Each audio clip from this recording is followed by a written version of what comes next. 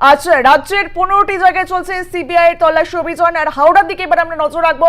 হাওড়ার সাকরাইলের হাটগাছাতে চলছে সিবিআই এর তল্লাশি অভিযান। বিপ্লব সিংহের বাড়িতেই এই অভিযান চলছে।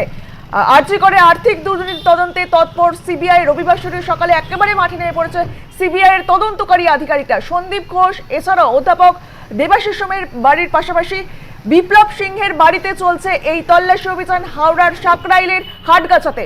এ বিষয়ে আমরা বিস্তারিত জানবো। আমরা সরাসরি চলে যাবো আমাদের প্রতিনিধি রণজিৎ রায়ের কাছে। রণজিৎ, বিপ্লব সিংহের ঠিক কি পরিচয় আর কেন তার বাড়িতে সিবিআই তল্লাশি অভিযান, কি জানতে পারছো?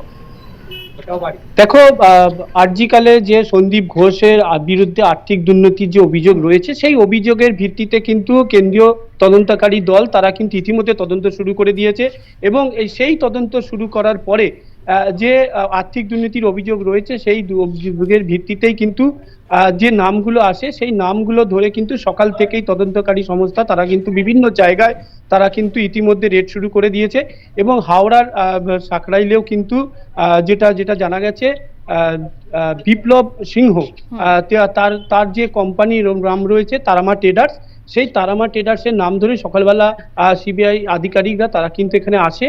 এবং যেটা জানা গেছে, হাটগাছা বাসুদেবপুর সাকরাইল থানার তার বাড়িতেই তারা কিন্তু ইতিমধ্যে তল্লাশি চালাচ্ছে। এবং 7 জনের সদস্য তারা কিন্তু এই বাড়িতেই একদম পেছনেই সেই বাড়িতেই কিন্তু তারা তল্লাশি শুরু করেছে।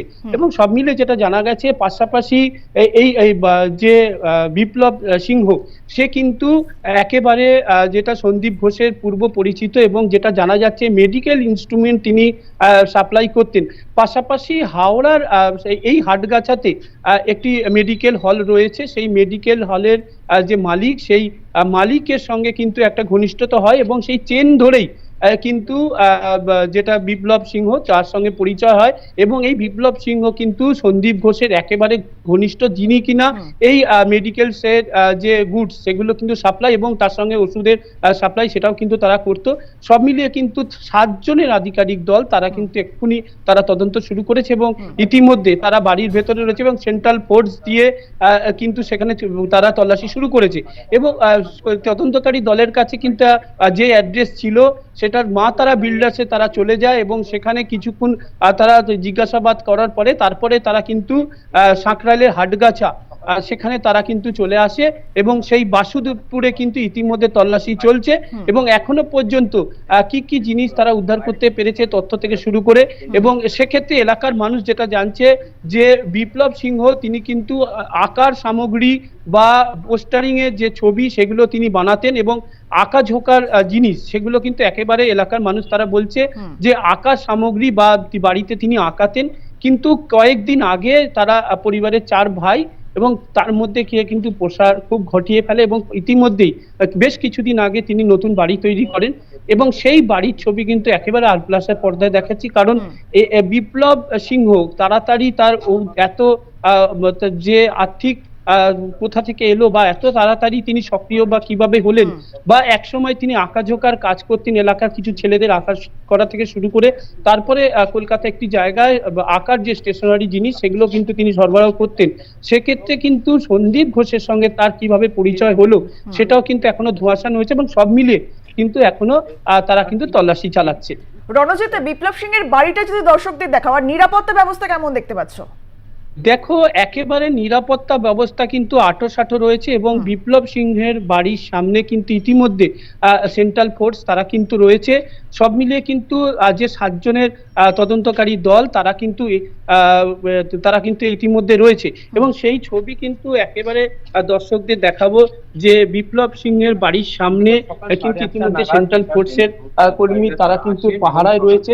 এবং সেই জায়গায় দাঁড়িয়ে একেবারে আঁটোসাঁটো ভাবে সুরক্ষা ব্যবস্থাও রয়েছে, যাতে কোনো রকম অপ্রীতিকর ঘটনা না ঘটে। এবং প্রচুর সেন্ট্রাল ফোর্স ইতিমধ্যে কিন্তু সেই বাড়ির সামনে কিন্তু মোতায়েন করা রয়েছে।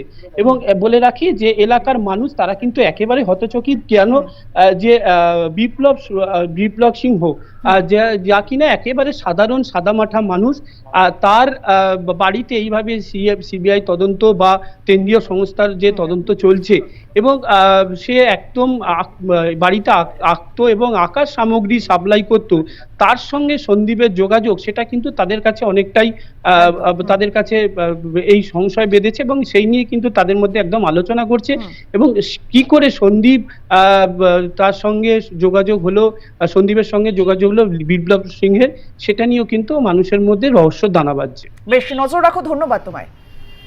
হাওড়ার হাটগাছায় বিপ্লব সিংহের বাড়িতে সিবিআইয়ের তল্লাশি অভিযান। রাজ্যের 15টি জায়গায় এই তল্লাশি অভিযান চলছে। আরজিকরে আর্থিক দুর্নীতি তদন্তে তৎপর সিবিআই। রবিবাসরীয় সকালে একেবারে মাঠে নেমে পড়েছে সিবিআই। বিভিন্ন জায়গায় এই তল্লাশি অভিযান চলছে। আরজিকর হাসপাতাল থেকে শুরু করে সন্দীপ ঘোষের বাড়িতে, এর পাশাপাশি অধ্যাপক কেষ্টপুরে অধ্যাপক দেবাশিস সোমের বাড়িতে এবং হাওড়ার হাটগাছায় এই বিপ্লব সিংহের বাড়িতেও এই তল্লাশি অভিযান চলছে।